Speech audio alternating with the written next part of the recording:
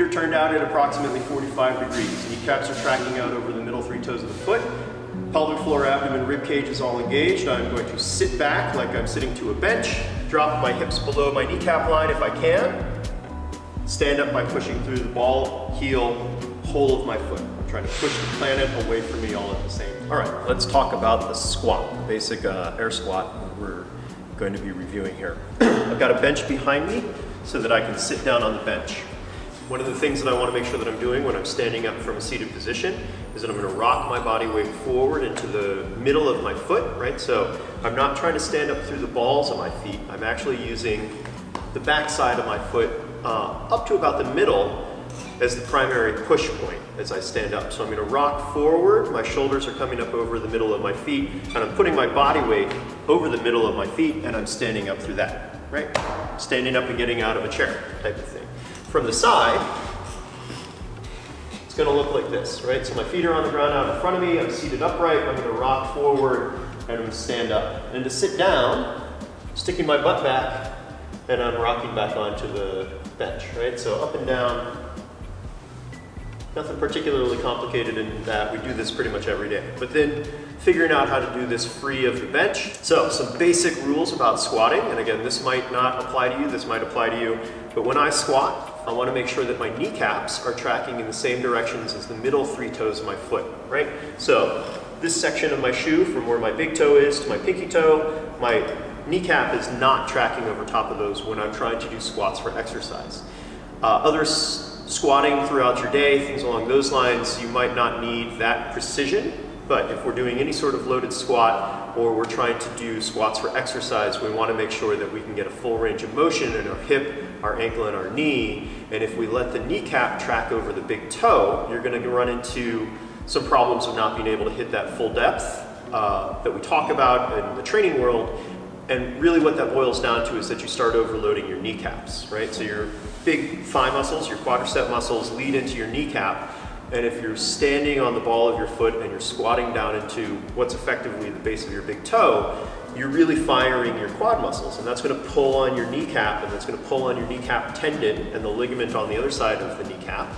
And it's going to result in some knee pain, right? Inferior patellar tendonitis is generally what people talk about. So I want to make sure that my feet are firmly planted, and I'm going to let them turn out whatever is comfortable, as long as it's within about 45 degrees of a center angle, right? So if you think about your center angle being 12 on a clock face, my left foot is going to be out at 11, my right foot's going to be out at 1, and that's going to be about a good turnout. That takes into account my hip structure, most other people's hip structures. If you can pull off a squat with the feet running parallel, that's pretty awesome, but not everyone's got that. And if you've got any sort of connective tissue issue, that might not be the best idea for you either, at least to start. So I'm going to let my feet fall where they're going to fall. I'm going to make sure my kneecaps are tracking out over the middle 3 toes of my foot. And when I stand up, this should allow me to use my hips to make that standing motion happen. So getting rid of the bench, I'm going to sit back into my heels. I'm going to hinge back, what's known as a hinge. So I'm going to bow forward a tiny bit and shift my body weight into my heels. That body weight shifts into the heels. I can then start relaxing the knees. And like other people have pointed out, you're going to want to use your arms as a counterbalance. So I'm going to throw my hands out in front of me, and that's going to allow me to get down to a full depth squat, right? And when I stand up, I'm going to tilt forward a tiny bit, but then I'm going to shove my heels into the floor. And I want to make sure that my shoulders and hips stay basically aligned all the way through this, right? So that I'm not dropping down into a squat and then sticking my butt up and hinging up. That's a different style of movement, and it's not necessarily appropriate for everyone. So from the side, the movement's gonna look like this. My feet are planted, I'm gonna stand nice and tall, belly's engaged, right? Some of the resources that I've seen on this group talk about having a good solid core before everything else, and that's totally appropriate, right? So my pelvic floor is engaged, my pelvis is in as neutral of a relationship as I can get in relation to my rib cage. My ribs are engaged, right? So I'm exhaling a little bit, is what I like to think about. And if you know what a Kegel is, I'm doing a slight Kegel at the same time, right? So pelvic floor engagement, exhale a little bit, and I'm gonna sit down and back, right? So you can see my hips tilt back, my body weight shifts behind the middle of my foot, my hips start dropping down, my arms reach out in front as a counterbalance, and my shoulders are above the middle of my foot, maybe my big toes.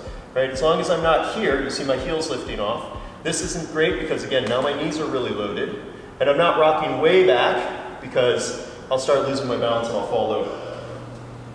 Feet are turned out at approximately 45 degrees. Kneecaps are tracking out over the middle 3 toes of the foot. Pelvic floor, abdomen, rib cage is all engaged. I'm going to sit back like I'm sitting to a bench, drop my hips below my kneecap line if I can, stand up by pushing through the ball, heel, whole of my foot. I'm trying to push the planet away from me all at the same time. Now, if you have a long thigh bone, right? I have relatively symmetrical limbs compared to my torso length. If you have really long legs and a short torso, your squat's gonna look different. You're gonna have different mechanical levers that you have to deal with, right? And I can't really demonstrate it very well because I don't know what it feels like to have really long legs. I have shortish legs, but you'll end up folding forward more, right? People who have longer thigh bones and shorter torsos tilt so that they can get that leverage. But again, basic rules apply. Kneecaps out over the middle 3 toes of the foot. Hip crease is sitting back. Arms are coming forward as a counterbalance. I'm going to sit down as deep into the squat as I can comfortably without fear of falling over.